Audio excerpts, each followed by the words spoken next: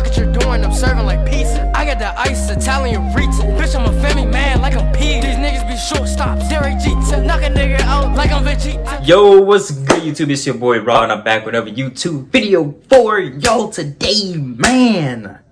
Y'all see I'm back from work. I'm employed. I got a job. Man.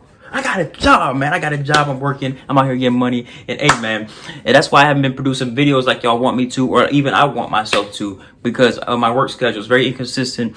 Random hours of the day, random hour shifts, and I do what I gotta do. I'm trying to get this camera, trying to get this merch. I'm trying to do a lot of stuff for me and you all, the crew, the gang. You know what I'm saying? I'm trying to get it for us, trying to make it. I'm trying to make something of myself. I'm trying to be somebody. I'm going to be somebody. So yeah, help me. Help myself to entertain y'all. You know what I'm saying? So yeah. And this video today is titled Hitler's Personal Train. The Führersonderzug. The Führersonderzug. The Führersonderzug. You go to eat the armpit, huh? Let me stop playing. But yeah, the Führersonderzug. So yeah. Let's hop into it. Shall we? Put in the basket. Let's get it.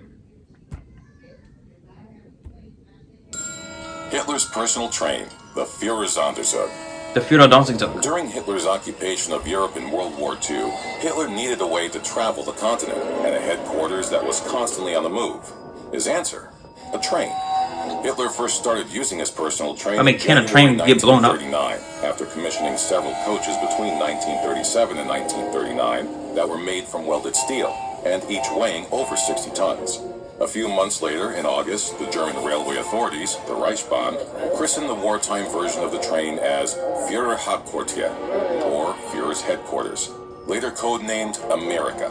But once most code names for German military trains were replaced on the 1st of February 1943, it was renamed as Brandenburg. The wartime Führersonderzug, meaning the Führer's special train, was used to visit many battlefronts and theaters of war across Germany, Poland, Italy, and France. However, the train itself is shrouded in mystery. We will never know exactly what parts the train consisted of, as after each journey, all documentation on it was destroyed, so it could not be used against the Nazis. Smart. Moreover, Hitler's personal carriage was blown up on the 27th of April 1945 by Hitler's trusted employee, Julius Gregor Shaw. But leaked information from June 1941, as well as extant Reichsbahn records, have given us some idea as to its basic makeup. The Führersonderzug was rearranged occasionally during its lifetime. Consequently, it would have measured between 300 and 430 meters in length and would have had 10 to 16 components. The first components were the two locomotives, initially only one, immediately followed by a flatbed Flakwagen, which was designed to look like a normal freight wagon, but had two anti-aircraft guns placed on top of it. A baggage carrier followed the Flakwagen, and then behind that was Hitler's personal carriage, the Führerwagen. Hitler's carriage must have been sizable, because it consisted of two antechambers on each side, a bedroom, bathroom, showers, sitting room, and 3 guest quarters. Wow, now that's nice. The command car, where Hitler's staff, I mean, of course, he's the leader of the country. The first half of the wagon contained a conference room containing maps and 3 telephones. In the second half, there were 4 rooms which acted as the communications and deciphering center, with switchboards, a radio transmitter, and a Morse code receiver, so Hitler could receive important information even on the move. Next was the big light Kommandowagen, barracks for Hitler's 22 SS bodyguard soldiers and Reich Security Service, the Reichssicherheitsdienst, or RSD for short, followed by the dining carriage, 2 guest carriages, and the bathing car. Another dining carriage followed, 2 bedroom cars for staff, and then the Pressewagen, which housed Hitler's press chief, Dr. Otto Dietrich, and his staff. Propaganda was an important part of Hitler's hold over Germany, and it was important that the press went where he did. The final 2 carriages were another baggage car and Flakwagen. When Hitler wished to travel by the train, he had to give up to 2 hours' notice, as it was usually kept at the Tempelhof maintenance depot in Berlin. The route and any stops along the way were kept to an absolute minimum, and only a select few trusted staff knew information on where the train would travel.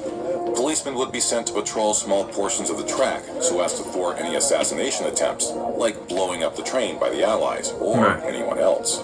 Similar to the Germans' other special military trains, coaches would often follow the Führersonderzug or move ahead to confuse hostile enemies. Any station the train stopped at was heavily guarded, and the platform was emptied of all luggage, carriers, and containers.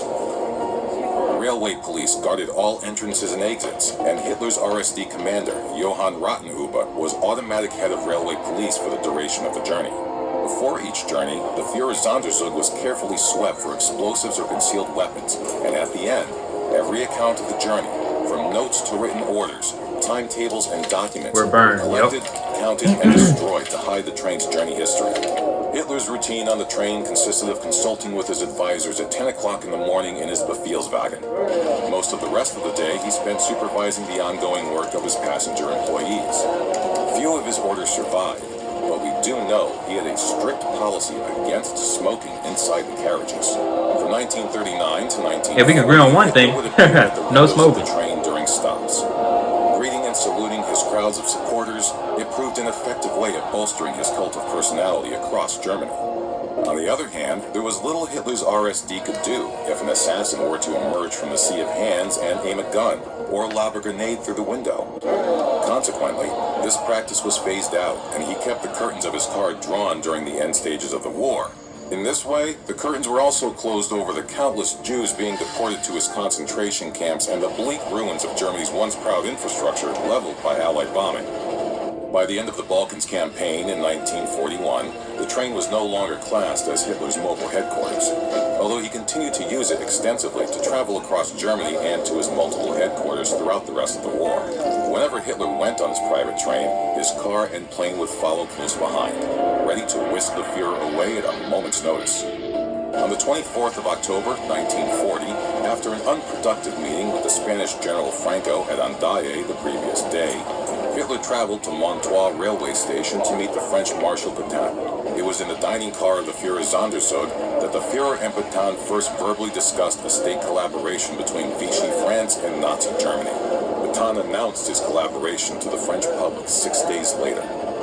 On the 27th of August, 1941, Benito Mussolini, Prime Minister of Italy and Germany's ally, met Hitler at Anlage Zug to discuss their Soviet Union campaign.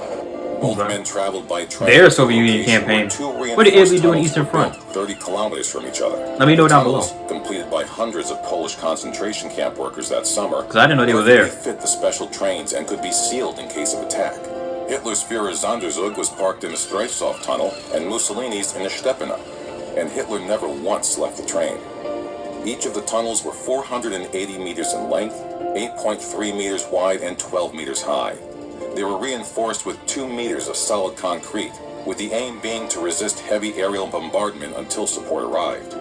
Shockingly, the enormous and expensive bunker tunnels would only be used twice by the Führer over the course of the war. The second time, with Mussolini in October, 2 months later.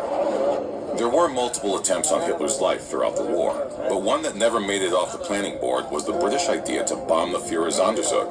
The British Special Operations executives had extensive explosives training and were confident they could successfully blow up the train. The plan never came to fruition, however, as it was deemed infeasible due to Hitler's extensive preparations before his journey on board the train. His route was too unpredictable for the British to plan to bomb somewhere useful. Stations were only informed of his arrival minutes beforehand, and he would travel at irregular times to throw them off the scent. To be successful, an assassin would need immediate and secret access to all this insider information, as well as somehow avoiding the surveillance of the permanent railway guards. Once that idea had been scrapped, the short-lived plan was to instead add 768 grams of what was called eye poison to the train's kitchen water supply. Eye was a lethal substance that would only show its effects after nearly a week and had no cure. The assassin would be a foreigner, recruited to wash the train's carriages, and would find an opportunity to pour the poison into the 540-liter water tank of Hitler's private dining car. While passenger food and bottled drinks were carefully checked, the British SOE believed the tap water was not. Therefore, given that Hitler was fond of drinking tea, the poisoned water would not likely be noticed when he mixed it with milk. However, this was quickly labeled as too difficult. Hitler's last journey on the Führersonderzug was on the 16th of January 1945, when the Nazi leader left his headquarters in Alderhorst to go back to Berlin. Although Hitler tried to destroy the train by ordering the SS to blow it up, his 2 steel carriages survived the war. They were split between the USA and Britain, who later returned the parts in the 1950s. The German Chancellor Konrad Adenauer used some of the parts for his own train, and other bits continued to be used until 1990, before they were eventually retired. You can still see some of the remaining cars today in various museums across Germany. Okay. It's a cool video. God dang it, freaking ads. Hey man, that was a good informative video, you know what I'm saying? I never knew Hitler had a private train that went all across Europe and all across Germany. I mean, I guess that makes sense. He would use a train to get to places because that was the fastest way of transportation back then. I mean, they did have planes, but I mean, planes get shot down, you know. But trains get blown up too, so I don't know. I don't know what I'm saying, but hey, look, man. Make sure y'all like, comment, subscribe. Ding! Show Simple History some love, man. But hey, show me some love as well. I'm on the road to 2K. I'm gonna get there. Please help me, please. And hey, with all that being said, I am. Go.